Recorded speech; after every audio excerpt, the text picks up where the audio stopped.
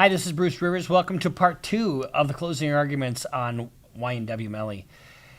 So, before we get to that, the defense, when you close, we do a closing argument, it is where the rubber meets the road. And it's your last opportunity to speak to the jury. So hopefully you did your job well, and hopefully they're listening to you. But before we get to this is brought to you by contractscounsel.com. They're a partner of eSign, so we're still with eSign, but this is Contracts Counsel. And this is a call to action kind of thing we're doing with them because they've got a lot of clients, but they don't have enough lawyers. So if you're a lawyer and you are looking to make a little extra money from home, writing contracts for certain clients, it's a great way for you to sign up and make some dough and help some people that need some help. So go to contractscounsel.com. You can work from the comfort of your own home. What the hell? What's better than that? And here's the thing. You can do it at your leisure. You don't have to have a set schedule. And they've got so much work, you can work as much or as little as you want. So go to contractscounsel.com. A very effective way for you to work from home and make some dough and help some people too. So let's get into this. We're doing the defense closing. Now, this is part 2 of the YNW Melly. I love doing a closing argument, especially if I've got some facts on my side. And I really like these lawyers. Let's see how they do. I trust you had a nice lunch. This is the defense counsel's opportunity to address you. So they're coming in right after lunch. Guess what happens after lunch, after you just got done eating a sandwich? I've had that happen before. And then you pound on the table, and you wake them up a little bit. Please give Mr. Addison seat and attention that you previously displayed to Ms. Bradley. Counsel, if you're ready, you may proceed. Is he a principal or a shooter? That's what the state addressed you folks just a few moments ago before you went to lunch. And the reason they said that is because they don't even know. Otherwise, they would select either him being a principal or the one who caused the death of Williams and Thomas. It's that simple. Where is the fire? So you're not going to have a PowerPoint, I don't think, from this guy. Is old school. He's got no hair. He's been around a while. And he's going to give you a fire and brimstone speech. Was a message. They say it refers to guns. That's their interpretation. See, they get right into this. The first thing that I do is I educate the jury on what the law is in terms of burden of proof, presumption of innocence, and beyond a reasonable doubt. One of the things I always say in every case is that the evidence should be viewed through the prism of the presumption of innocence. You should look for doubt. Doubt is healthy. Doubt is what you need to find, and there's doubt all over this case. And when you do that, at least in it's a stylistic thing, but when you do that at the beginning of the closing argument, then everything that you say is viewed through that lens, or at least you try to get the jury to see it through that lens. And then you wrap it up saying, this is what we showed you, and you do that same prism analogy. That's what I do. It's just not everybody does it the same, and you can't copy somebody else's style. You got to have your own. My interpretation, based upon the evidence, is where's the weed, the marijuana? That's the problem here, folks. They're interpreting it as opposed to calling these various people to tell you what they mean. They mentioned Frederick Gibbons, Frito Bang, Mariah Hamilton, Peasy, Patrick DeLoach, Dontavius Withers. Objection, Your Honor, Halliburton. They opened the door. Stay. We don't have a burden. As the court told you in jury selection, the burden of proof is on the state. So there you go, burden of proof. The burden of proof is on whoever brings the case. So if I sue you because you ran me over, well, I got to prove my damages. I got to prove the case. The state is charging this case. The state has the burden. The defense has no burden. And the court told you during jury selection that this is a first-degree murder case, wherein the penalties are either life without the possibility of parole or death. You folks are going to determine this young man's fate. And they come in here and give you alternatives. They come in here and give you their interpretation. Now, I'm not sure what the rule in Florida is, but generally, a jury is not supposed to consider the outcome or the consequences of a guilty verdict. And so it must be permissible because she didn't object. When we don't have to do a darn thing. And that principle was so important that His Honor read you that instruction at the beginning when you were going through the process. That he just read it to you before the state got up and gave their opening closing statement. See the way he's talking? It's like more conversant. And he's like more relating to the jury, and he's got an outrage, and you should be outraged because you should feel the same way I do about this case. And what is the state trying to do to you as the jury? That's an effective way to argue this case. I told you that this young man has pled not guilty. That means you have to presume him innocent. What do we say? Burden of proof, now presumption of innocence. Soon we're going to hear reasonable doubt. That means that that presumption stays with him until and if the state of Florida can prove their case beyond and to the exclusion of every reasonable doubt. The judge goes on to tell you, and it's in your packet of jury instructions, that the defendant, YNW Melly, is not required to present any evidence or prove anything. So, in other words, we only presented one witness, and you can't hold that against us if we only presented one witness. So it's nice that they're interpreting these things, but the bottom line is they don't even know. Because they've given you just two alternatives. Either he's the shooter or the principal. Make up your mind. Tell these folks what it is. Now, how do you go about doing this? Well, the judge gave you an instruction on that.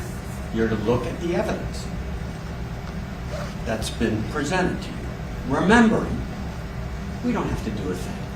All we have to do is show up and behave. Now, Show up and behave. Well, if all you did was showed up and didn't say anything, you would be sued for malpractice. I don't know if I behaved totally correct during the course of this trial. I don't know if here's the thing. That's one of the things I say. I said it in my last trial. I said, look, I have my way of doing things, and sometimes I get a little animated, sometimes I get bombastic.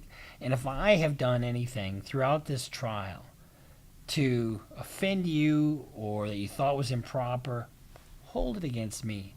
Don't hold it against my client. So, on behalf of us, let me apologize if I have or we have offended anyone. I do the same thing. And I would ask you, I would plead with you, if I or any of the other individuals have done anything to irritate you, don't take it out on this young man. Still hold the burden of proof to this table. Now, why do they have the burden of proof? Because they are the state. They are the government. As we learned in this case, they have the police department of Miramar. They have the Broward Sheriff's Office. They have the DNA labs. They have experts, the FBI. They have everything at their disposal. And that's why our system of justice is different than anyone else in the world. We recognized a long time ago that when the government accuses somebody of a crime, they have the money, the resources, and the person power. And accusing somebody of a crime and jailing them is a very serious thing. Depriving you of your liberty is just an absolute, it's the utmost taking that the government can do. And if the government is able to do that without having to prove their case, well, then they can just lock up anybody for anything. And we've saw, over 200 years ago, 250 years ago, that isn't the way we want to do business.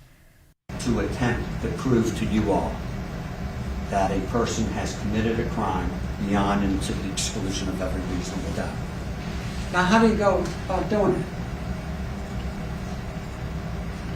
And before I get So he's got a folksy way about him, that seems relatable. into that, first of all, let me also thank you, because we have interrupted your lives for it seems like months. And we have put a horrible burden on your personal lives, your family life, and what have you. And all of us applaud and thank you for your service.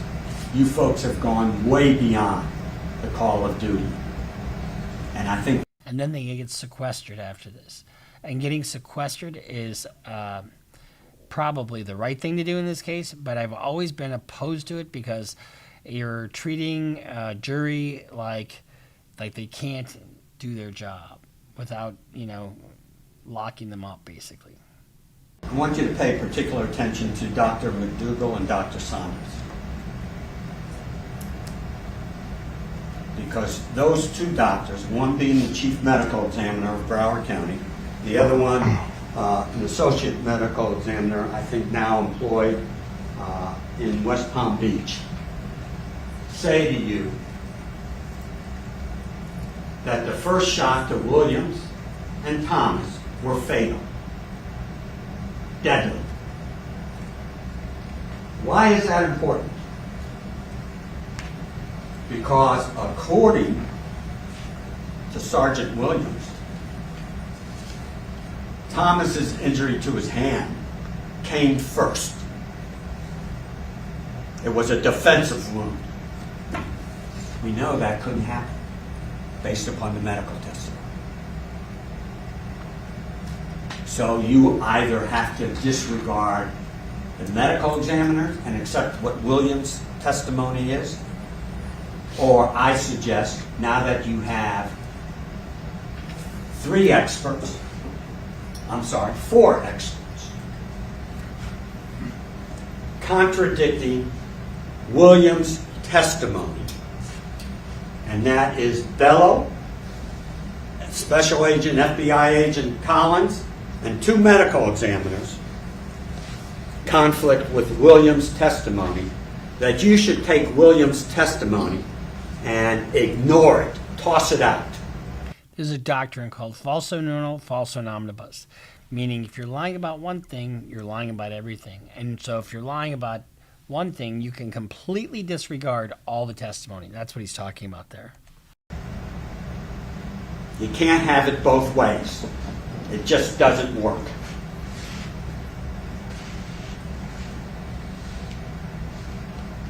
And then we get to really their star witness, two star witnesses. Sergeant Williams, and I think I've talked a bit about him. And I think the most amazing part of his testimony is that he does not get involved in this case until 3 years after the incident. Again, at the request of the state. Again, because they realize they have problems. And I applaud them to recognize they have problems. And miraculously, as I told you earlier, even though the Jeep was searched for hours and hours, processed for hours and hours, he finds additional evidence. That is curiouser and curiouser, don't you think? Because all of a sudden, 3 years later, you find a key piece of evidence, or you figure out where the hole is in your case, and all of a sudden it just magically appears. That's a little suspect. 2 projectiles that everyone else missed, and a blood stain that is. How the fuck do you miss those bullets? I mean, if Williams finds bullets in there 3 years later, that just doesn't. That is a little suspect. Any double homicide is a big deal. Any double homicide. But this one was a high profile, probably the highest profile case ever to come out of Fort Lauderdale.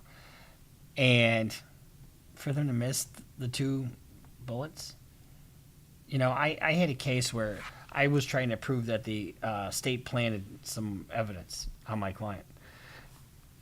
Murder happens. He gets picked up the next morning. The VCAT, the Violent Crimes Arrest Team, go and get him, and he's coming out of a gas station. They search him, put him in the back of the squad, handcuff him, put him in bring him over to the homicide unit. They search him again, bring him into the homicide unit. Then they bring him over to the jail where they search him again. Oh, now they magically find bullets in his pocket. So I had the jury coming along with me, or so I thought. And then all of a sudden I get these, and then they ask him. They go back to the jail and ask him about the bullets in the pocket. He says, "I didn't know anything about that." Well, he didn't stay off the phone, and he's talking to his cousin. And he says, "Of course I knew the bullets were there. I was just being a smartass." So anything I was trying to do up until that point got jammed up my ass. So when you accuse the government of planting evidence, which is what he's doing here, you better be sure that the jury is going to come along with you on that. Because if they think you're full of shit on that, you're sunk. And that when he did his analysis, 2 important things occurred. He didn't go in there blindly to do any analysis.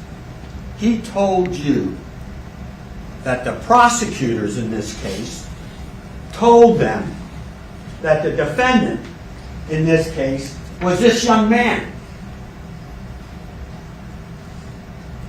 And we need you to do a trajectory analysis to put him on the scene. Now, I suggest to you could have a Jolly Green Giant and a midget. And if you give them the dimensions, the height and his arm length, with this mathematical formula, you could say the Jolly Green Giant or the midget was a shooter in this case. They would either be closer to the car or further from the car. See, one of the things about experts is they're allowed to opine. In other words, give their opinion as to what happened. And, or not the ultimate issue of fact, but with their opinion about what the evidence is and what the evidence means. And that's what he's talking about. He's saying, look, you could have a Jolly Green Giant or a midget, and they would force fit their conclusions to meet that person. Depending upon their size. If you want to do an analysis, if you want to do an investigation, if you want to figure out who the shooter is, why do you point to this kid and tell him, this is what we want? Why do you do that? This is... So just a stylistic thing, in federal court, you cannot parade up in front of up and down in front of the jury. You have to have a hand on the podium at all times. The great investigation? This is what they want you to do in order to render a verdict that could take him... Mr. Judge, over, proceed.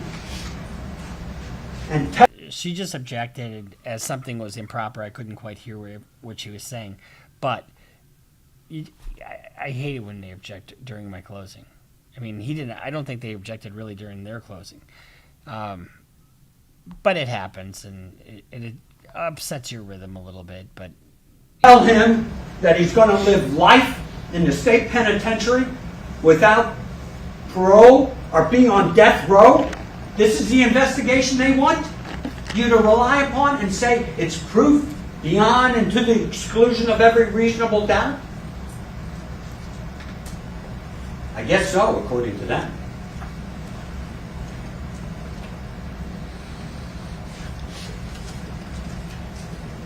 And they call Danny Benitez. Who the heck is he? He was on the stand for all of about 2 minutes. Danny Benitez gave Detective Moretti the surveillance tape from the Montessori school. You watched it. It showed, I suggest, nothing probative to implicate this young man in it. But we learned, not from him, but from Moretti, that he doesn't go to the drugstore on Miramar Parkway to check their surveillance tape. He doesn't go to Applebee's to check their surveillance tape. He doesn't go to Polo Tropical or the gas station or the bank on Miramar Parkway to check their surveillance tapes. When the car's on 184th Avenue, he doesn't go to the fire station to check their tapes, surveillance tapes. Doesn't go back to the 2 elementary schools, Sunset Lakes and West Broward Elementary, to check their surveillance tape, because he knows it all. He knows it. How do you know it if you don't check it? That is, a lot of times cops will, they know what's going on. They know that, this person is guilty. Well, they think they know. And then they selectively do their investigation. And so that's one of the things that when you cross-examine a cop, well, you didn't do this, you didn't do this, you didn't do this, you didn't do this. And the more you try to show that it's an incomplete investigation, which leads to reasonable doubt. How do you know something unless you investigate? We don't have to do a thing, folks. We don't have to do anything except show up. And begrudgingly, we did.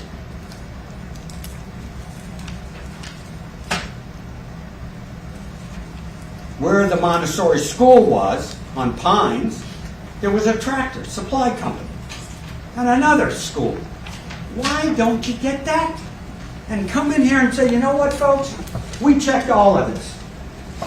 Instead, what they do is take a helicopter ride 4 or 5 years later. And we have to sit here and watch as they fly the route.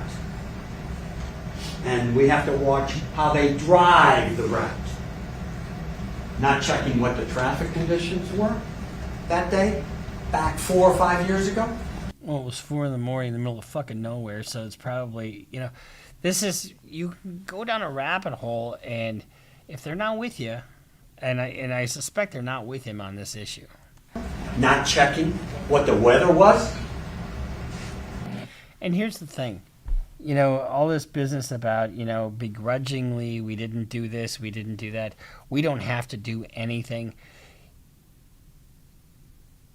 Not so much so in this kind of case, where you have a he said, she said type of case. The jury wants to hear from you. They want to see you produce something, even though it's not your burden to. And you really got to hammer that home. But they did put on a witness. 5 years ago, in October 26th? What's the purpose of that? Just to add more of what I suggest is a smokescreen. You look at all this and say, heck, man, 100 exhibits. Yeah, and 2 of them are dead bodies. He's not really talking about the dead bodies at all and the deaths of these 2 young men. That's proven. Just a matter of who did it and how is an issue. 500 photographs out of a cell phone. All these text messages. What does it mean? Hopefully, for the state, you'll say, hey, where there's smoke, there must be fire. And say, hey, too bad, young man, too bad. Let's just talk about smoke and fire as an analogy. So, you got, if you have a little smoke, in terms of proof, that would be some proof. If you have a little smoke and a little fire, that might be, preponderance of the evidence, just slightly more true than not. If you have a conflagration where it is just a raging fire, that's probably proof beyond a reasonable doubt. Fall into that trap. And then we get to the lead detective. Well, before we get to the lead detective, I think I missed someone. Trevion Glass, the individual who got into the red Mitsubishi. The man who is convicted of 2 felonies. Now, why is that important? Because the judge read you an instruction on some of the factors to look at. So, when you have a witness that has a felony in his record, I don't think that that's all that powerful of a tool for impeachment. Just because they have a felony, that means they're a liar? Generally not. However, if they're in custody and they're trying to get out and be free because they've got pending charges, now they're cooperating, that's a motive to lie. In determining whether or not to believe a witness or not. And he told you that one of the factors to look at is whether or not the witness has been convicted of a crime. Trevion Glass, the state calls, as their star witness, basically, to say Melly never got into that red Mitsubishi. And he told you one interesting thing. He said he's got a case pending right now, and he doesn't want to go back to jail. Now, who has the authority to put him in jail? We don't. There's only one person who can put him back in jail. And that's the state of Florida, whether it be through the state attorney's office or the police department. I shouldn't say that. This man, young adult, is a professional. They say because you didn't show up at 1 or 2 jobs, that what the heck? They have no idea what the contract was. They have no idea how much money was involved. They have absolutely no idea. Why? Because there was no investigation. Play this. And they want you to believe that he's a cold-hearted murderer. When quite to the contrary. You saw the tapes. You saw that he's a nice young man. Now remember our very first video. You guys should go back and watch our very first video. First of all, I look like a moron. It's kind of funny when you think about it. But our very first video reaction we did was Murder on My Mind and Melly. It's really interesting. Keep in mind they never used any of that in this case. Folks, the worst thing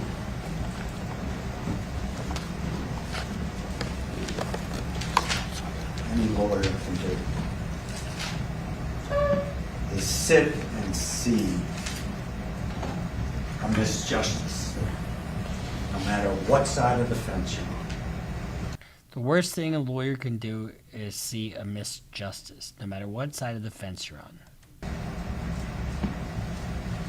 Especially when you're talking about a 23, 24-year-old kid. Man, young adult. To me, he's a kid. Because I have children older than him. You can't personalize it. Sustained. The worst thing you can do is sit and see a misjustice. And we have sat here for months, starting in April, waiting to see the evidence.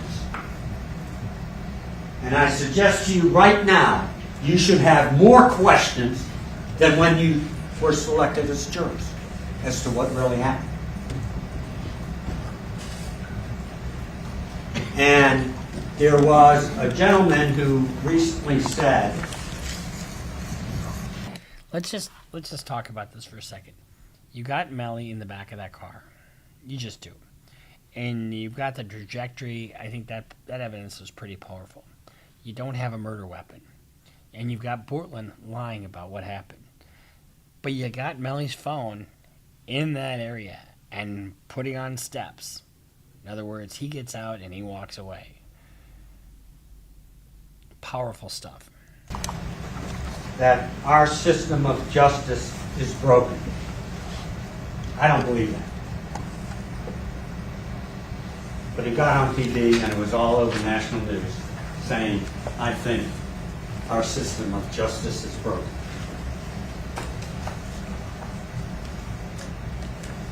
If you want to do justice in this case, and you want to follow His Honor's instructions of proving, making the state prove their case beyond and to the exclusion of every reasonable doubt,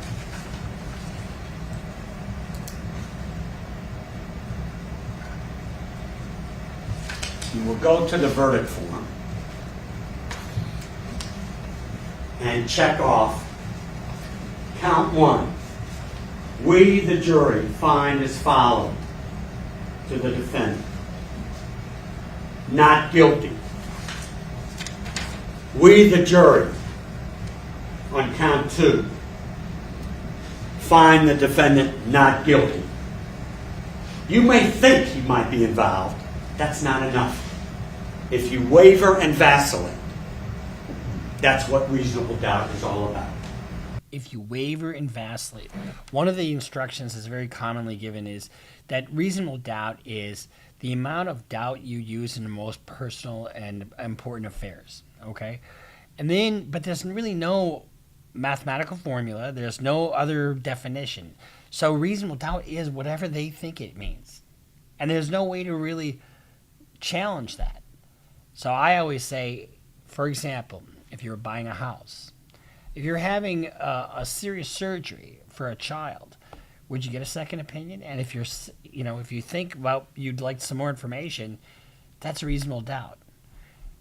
So it's really important to hammer that home, and because we have three different types of proof in our systems of justice: preponderance of the evidence, slightly more true than not; clear and convincing evidence, kind of somewhere in between reasonable doubt and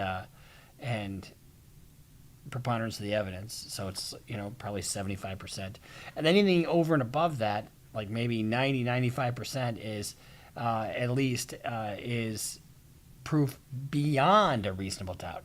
And here's the thing: it's not just proof up to a reasonable doubt; it's beyond a reasonable doubt, and how far beyond that is up to the jury. You want to make sure the justice system stays intact. There's only one just verdict based upon the evidence they present. And that is, state,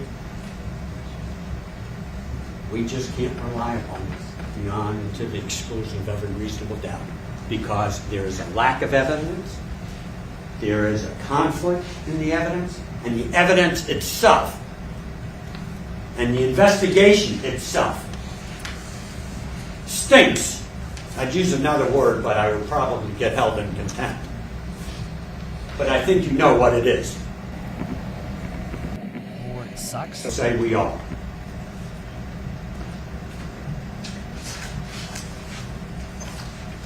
You get to the end of a big case like this. I mean, it's a big case. So now the closing arguments are in, and so what the judge does, and we're not going to react to that because it's really boring, the judge will read the instructions to them. And then they swear in the deputies, and then they bring them into the deliberation room. First thing they do is they select a foreperson, then they sift through the evidence, and sometimes they do a vote right away, but it's all in secret. And if they want to watch anything, they want to watch Borland Henry's statement again, they have to all come back into court, and everybody's got to get assembled, and they watch the whole thing, which I bet they don't do that. I think there's an overwhelming sentiment that Melly is going to go down. Is he? I don't know. The state or the defense really took a gamble with bringing one witness and seeing if they bite on that. One person could bite on it, but they need 12. They need 12 people. So this won't decide whether he gets the death penalty or not. This will decide whether he's guilty or not. And then there's a penalty phase after that if he is found guilty. So this has just been our reaction to this is part 2 of the closing arguments, reacting to the defense's closing argument. Now they're sequestered. And so your guess is as good as mine as how long they're going to take to decide this case. I would bet they come back tomorrow or fairly soon. They've been at this a long time. They're tired. And they're away from their families. They can't call, they can't write, might be able to watch a little TV, I suppose, but I'm not sure what the rule is on that. But they won't get newspapers, they won't get social media, so they're really isolated. It sucks to be a juror, but you know what? It's an important part of our judicial system, and it's a one time where citizens are called into action to participate in government. If I screw up, there's a remedy for that. If the judge screws up, there's a remedy for that. If the prosecutor screws up, there's a remedy for that. If the jury screws up, there's no remedy for that. So, remember, if you're a lawyer, and I know you're out there, go to contractscouncil.com and sign up so you can do a little bit of work from home and writing contracts for those who need it, because they need a lot of lawyers and they're really hurting for lawyers. So we'll see you next time here on Criminal Lawyer Reacts. Make sure you sign up for our Patreon. Make sure you subscribe. Follow us on Instagram. Follow us on Twitter. Get our numbers up. We are so close to 1 million. Michael, our content genius, is depending on you. Criminal Lawyer Reacts. We'll see you next time. Hi, this is Bruce Rivers. Welcome to another fun-filled episode of Criminal Lawyer Reacts. I'm Bruce Rivers, board-certified criminal defense lawyer. You can see we're in like day 3 or 4 of the growth. So keep an eye on this and see where it goes. And if I keep it. You guys tell me to keep it. But we're here with our content genius, Michael Rivers, behind the camera and behind all this stuff. Today we're going to react to Taylor Shabusiness. I love that name. But before we do, this is brought to you by ContractsCouncil.com, a partner of eSign. And right now we're doing a plug for them because they really need lawyers. We got a lot of lawyers that are fans. And if you're looking to make a little extra money from home, you're just trying to make a little extra bucks from home, it's an easy way for you to write some contracts for people who really need it. Got a lot of clients and need a lot of lawyers. So ContractsCouncil.com. Go there and do what you got to do to make a little extra money and to get some good work done for some people. Okay, so now Taylor Shabusiness, we reacted to her attacking her lawyer, and I didn't realize who she was at the time. We've been getting a lot of requests for Taylor Shabusiness. So I got the complaint right here. This is funnier. Well, here's the thing. We see a lot of stuff, okay? And some of you people are going to give me shit for making fun of this. It is so outrageous. It is so crazy that you kind of have to laugh at some of this. I mean, it really is absolutely outrageous. So let's kind of talk about what the charges are. First degree intentional homicide, repeater. That means she's got a prior criminal history. Mutilating a corpse. Third degree sexual assault. That's probably with a dead corpse. So those are the 3 charges that she's facing. And these facts are terrible. And it's very difficult when you're a defense lawyer. And you remember, she assaulted her defense lawyer. And I'm assuming this is a different guy, but I'm not entirely sure.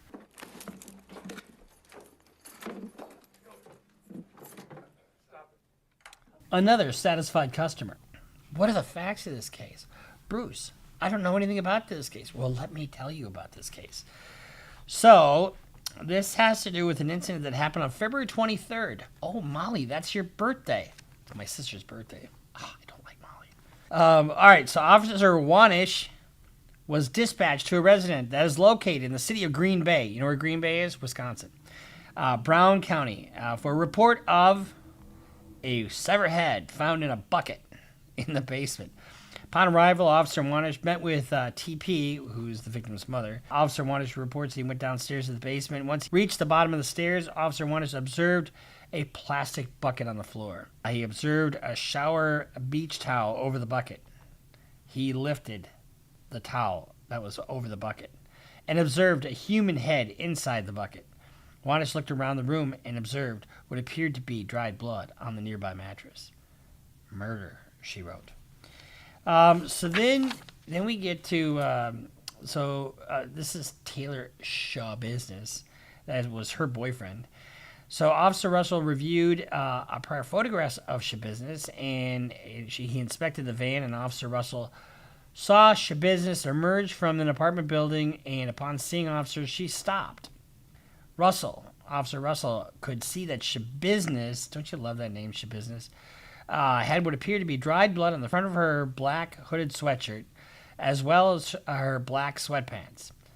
Officer Russell later found Shabusiness' hands appeared to be smeared with blood as well, and there was also what looked like dried blood on the back of her sweatshirt.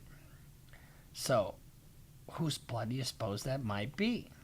Officer Russell asked Shabusiness if she knew why officers were there, and she stated something that sounded like for a warrant for my arrest.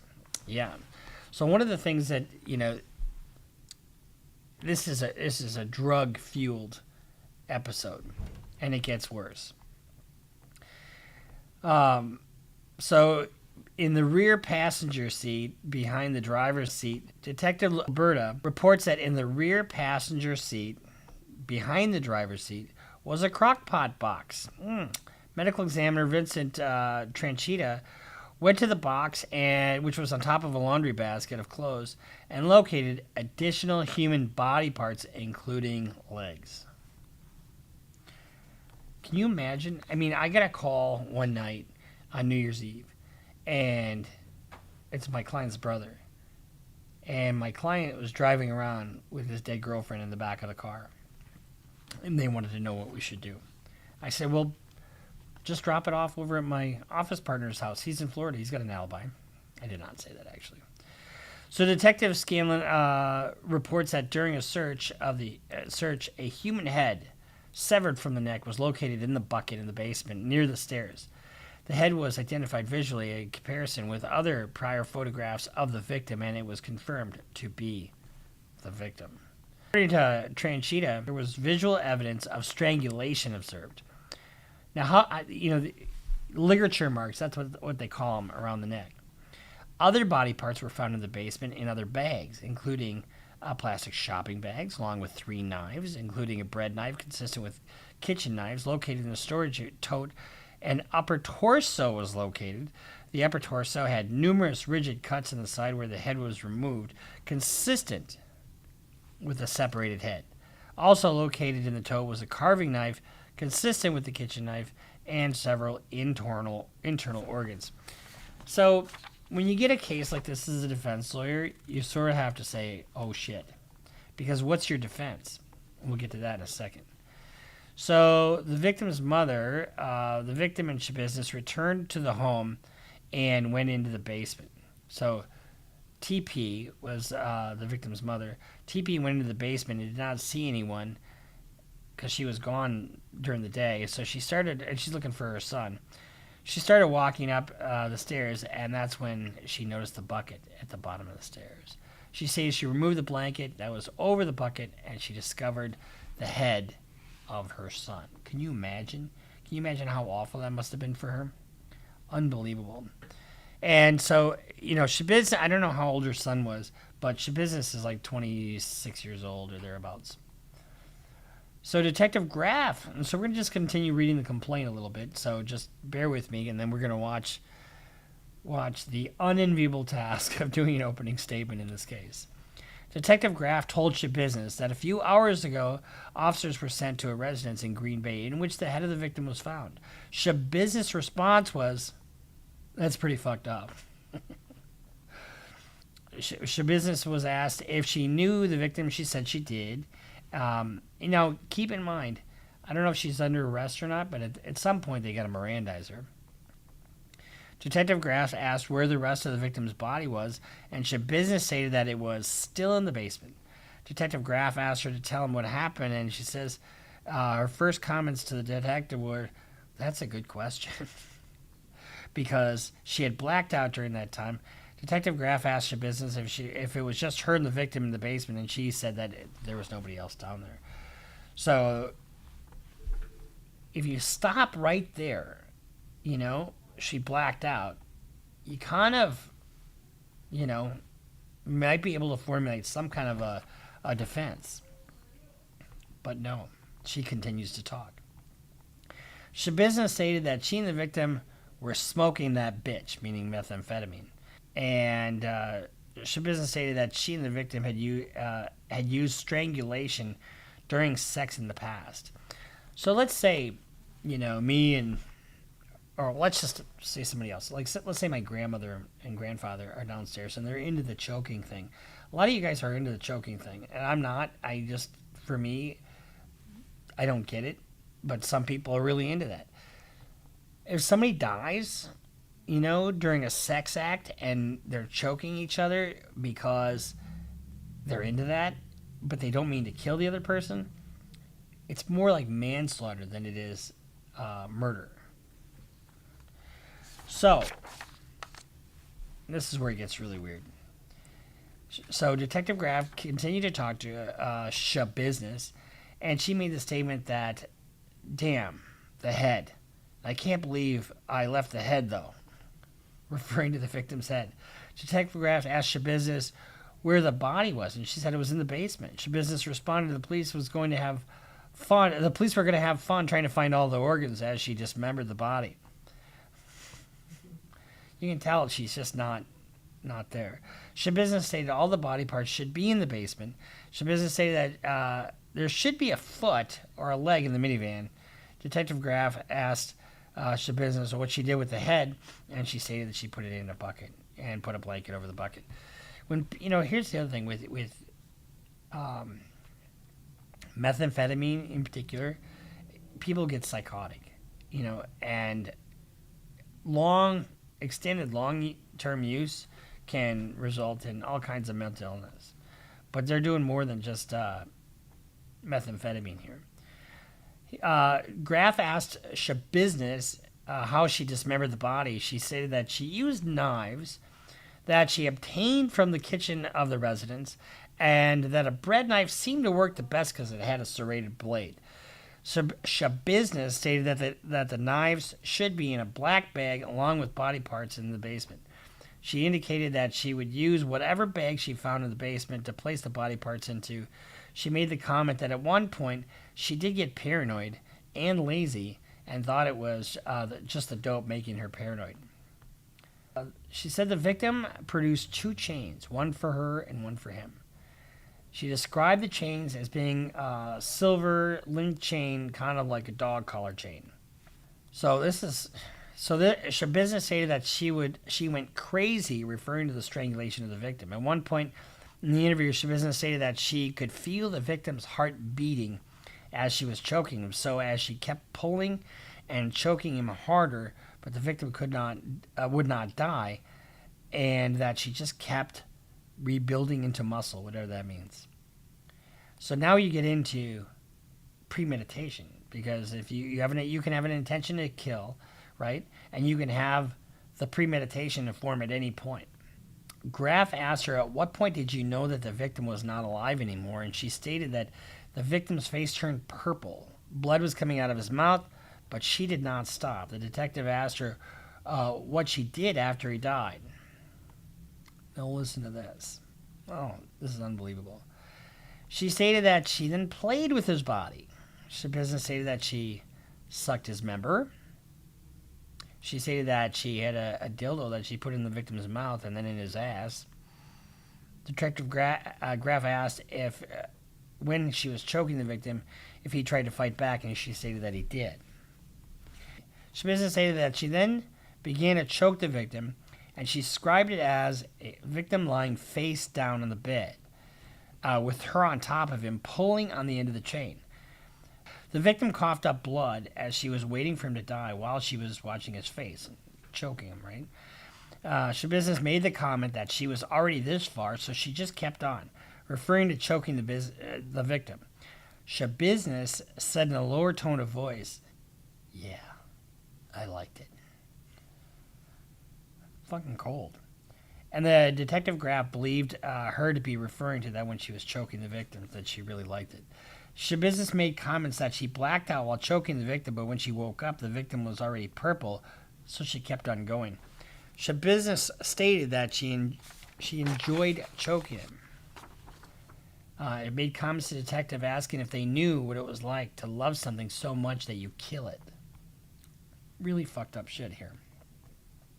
Shabusiness stated that she was playing with the victim's body for like 2 to 3 hours, which included the things I mentioned before. Just about done here. The plan was for her to bring all the body parts with her, but she got lazy and only ended up bringing the leg or foot in the van, and she forgot the head. Shabusiness said this wasn't not a pre-planned thing, as you can probably well imagine. Shabusiness made comments that she did not mean to kill the victim, but as she was choking him, she liked it, and she would keep doing it. Shabusiness also made the comment that she was not prepared, as killing the victim was random. Shabusiness stated that she had the victim's body on the bed and in the basement. She was pulling him to the edge. Now listen to this. As she was pulling him to the edge of the bed, and she put a black bucket underneath the victim's head as she was cutting the victim's head off. Shabusiness also talked about using the bucket and tote to catch the victim's blood, and that she would use a shower in the basement to dump out the bucket. Shabusiness was asked if she thought it was the right thing to do, and she said that she did it anyway, referring to killing him. And she's got charges of threats or battery to a judge, prosecutor, or law enforcement officer in the past. So, can you imagine having to represent somebody like this? You know, here's the thing. Our system of justice requires it. You know, it does require that everybody gets the same rights. Everybody gets a defense. And so one of the things you can, you know, the defense doesn't have any burden. It's all on the state to prove guilt beyond a reasonable doubt, right? So when you come to the beginning of the trial, after you've selected a jury, and try to find somebody who can be fair, give me a break, comes the time for opening statements. The prosecution goes first, and then the defense gives their opening statement.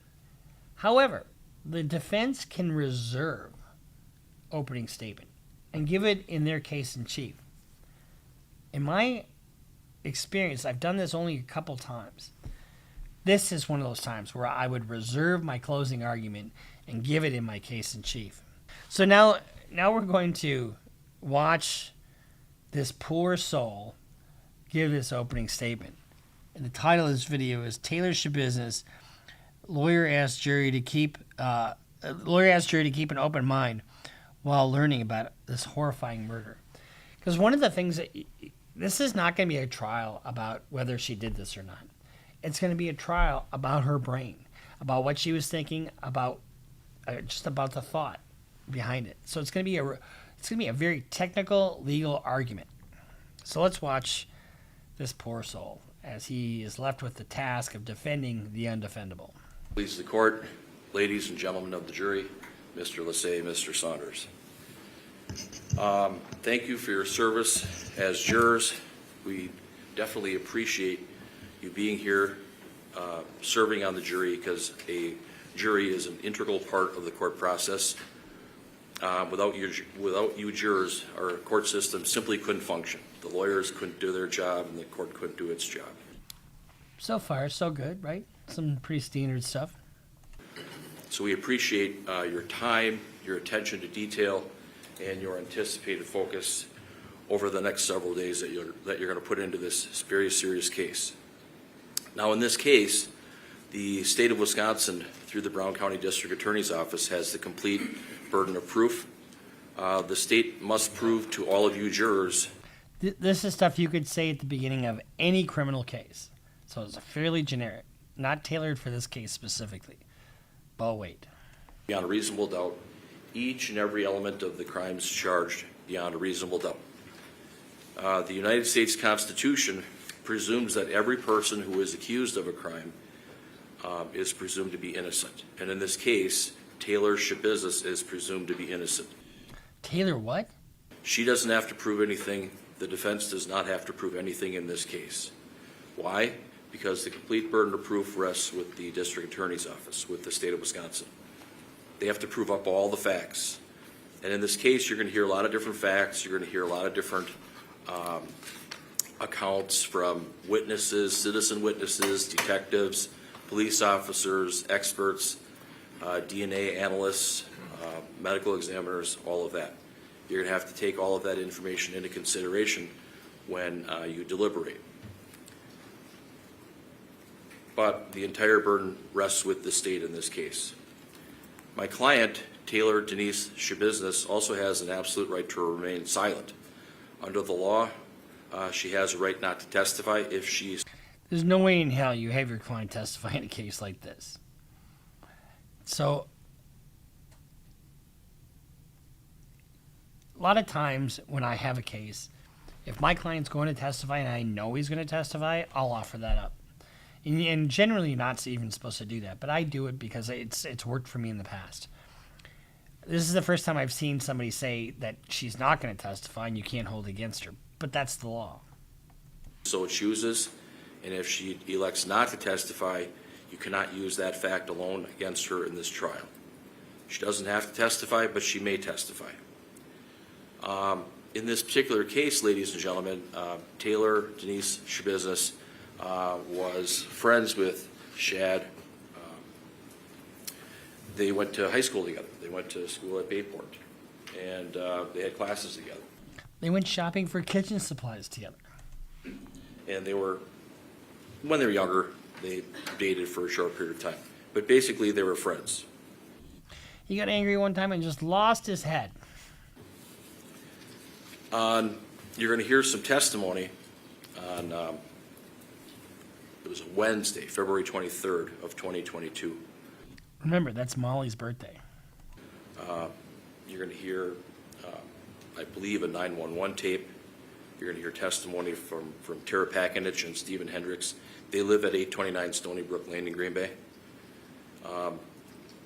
There was a call from Mr. Hendricks that he apparently went downstairs in the basement and saw a bucket, saw a human head in the bucket, and he had checked it out because his significant other, Tara Pakinich, had initially went down there and saw this and had him go check. He didn't have glasses on, but he apparently called 911, and that caused the officers to come to the scene. Can you imagine what a horrible scene that it would be for the mom specifically, and then the boyfriend and the cop, for anybody that would come across that? That's like out of a horror movie. And then to have to defend this. There's no winners in this case. 829 Stony Brook Lane. And there'll be some testimony about this residence.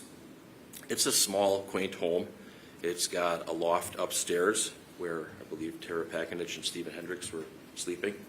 Then it has a floor level with kitchen, living area, and then it has a basement. And there will be testimony. We believe that Stephen Hendricks last saw Shad at the house on Monday night, which I believe would have been February 21st of 2022. He will indicate that, both of them will indicate that they really did not see Taylor Shabusiness leave. They heard a vehicle start, a door slam, caused them to wake up. Officer Wanish, you'll hear from him. He came. One of the things that, even despite her interview or anything, there's a doctrine in, an Italian not Italian, a Latin phrase that you learn in law school called res ipsa loquitur. The thing speaks for itself. And in this case, the dead, dismembered body of this young man kind of speaks for itself in a sense. It speaks volumes. The house and went down the basement to make some observations. That the officers did a protective sweep. They walked around the basement and the entire house to see if there were any other people there on February 23rd, 2022. And the only people that were there were Tara Pakinich, the owner, Stephen Hendricks, and daughter Ava Wheelock. Those people were there. No Taylor Shabusiness was there. She wasn't in the basement. Taylor who? Shabusiness. She wasn't in the basement. She wasn't anywhere in the house. But obviously there was some investigation, and evidence was apparently found. And it's true that law enforcement officers didn't have a clear picture or clear understanding of what was really happening or what happened, and so they're trying to figure things out. Well, you know, some guy's head's in a bucket. I mean, this is just grim. But, you know, one of the things, you know, it sounds like he's just kind of really going through the complaint. You can have a homicide and have it not be questioned as to what happened, but just what does it legally mean? And I've won more homicides on that basis than than I didn't do it. As they went along. There would be some testimony from other officers with regards to the other scene, which is 2353 Eastman Avenue in Green Bay. That, I submit, was Taylor Shabusiness's apartment. And she lived there with Scott Thoms, Thoms. And law enforcement officers came over there, and my client came out of the apartment complex, and she was arrested. She had a warrant. She was taken into a squad car and taken down to the Green Bay Police Department for questioning by Detective Groff and Detective Kevin Kempf. Also, law enforcement arrested the other person in apartment 1, that was Taylor's apartment, Scott Thoms, and he was ordered to lay on the ground, and he was taken into custody as well. You'll hear from lots of different officers, in this case law enforcement officers. The officers found a gold Chrysler Town and Country minivan, I believe 2006, and they found it parked in the Eastman Avenue parking lot, and there were some concerns about it. Now this vehicle is owned by Scott Thoms. And guess what was in there? His foot or leg. I believe that will come out that he was the one that owned that vehicle. But inside that vehicle there was a crock pot box, and there were some human body parts in there. So, I mean, he really is just kind of going through the complaint. And I don't know how effective this is. I mean, granted, I mean, there's nothing he can say to take your eye off the elephant that's in the room, the dismembered body caused by this woman. I mean, it's no question about it. No way in hell I'm giving an opening statement in this case. I'm going to reserve it, and once, you know, there's a chunk of evidence in, you know, the state's case is in, then I'm going to say, now here's what you're going to hear. Because you get the opportunity to do this at the beginning of your case. And the only defense you have is really a mental health defense. You know, that she was not in her right state of mind when this happened. Or, you know, to argue a lesser included. A lesser included is like, you have murder. Murder 2 is a lesser included in murder 1. Depraved heart murder is, you know, it's got different elements, but, you know, you have lesser crimes that you could, because she's clearly guilty of something, but to try to get it off of murder 1, anything less than murder 1 is a victory. I'd ask that you, when you're considering all of the evidence, don't jump to conclusions. Don't rush to judgment. Please keep an open mind. Listen to all the facts. Listen to what every witness has to say carefully and weigh what they have to say. And remember, there's always two sides to every story. You jurors are going to have to decipher the facts of what may have occurred or what didn't occur. But at the end of the case, we ask that you find our client not guilty on all the counts. Thank you. What is the theory of the defense's case? From that opening statement, when you have a case and you do your opening statement, this is a case about X, you know? This is a case about a young man who was burned and over 40% of his body and has been suffering and will suffer for the rest of his life. Then you know what the case is about. What is the defense theory of the case here? You haven't heard anything about it. That's why you don't give that statement. You don't give that opening statement. You hold it back, and then, because what is her defense? Her defense is that I didn't really intend to kill him, and I was out of my mind. So and I went crazy. So it's really more of a mental case. You didn't hear any of that from the defense. All you heard was him just basically reiterate the complaint that I just read you, and he just says you're gonna just keep an open mind. Keep an open mind, you know, nothing to see here. You know, give me a fucking break. And I don't mean to impugn the character of this lawyer. He's got an unenviable job, but I wouldn't have given my opening statement then. I would have waited. You know, you can do that, and then when you start your case, but maybe you don't have anything, and so then why is she going to trial if she's so guilty? Because there's no offer on the table except for probably life without parole. I don't know. I don't remember if Wisconsin still has the death penalty. I think they might. So they're looking at life without parole here, not the death penalty. They haven't had the death penalty for over 150 years in Wisconsin.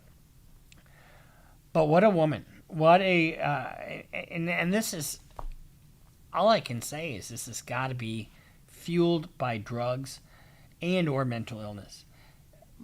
But you didn't hear any of that coming from the defense, did you? You didn't hear. You're going to hear from Dr. So-and-so. You didn't hear. You're gonna see that when all is said and done, that Miss Shabusiness was not in her right state of mind. You didn't get any foreshadowing any of that. All you got was there's a lot of really gross shit in this case, and it's going to point to my client, but you're going to have to analyze people's credibility and just keep an open mind. Could you keep it? I guarantee you that from those two opening statements, the prosecutor probably did a very similar opening statement, except for with just a little more invective. So this is our reaction to Taylor Shabusiness and her trial that's going on right now. There's no question in my mind that she'll be found guilty of everything, and she'll get life without parole.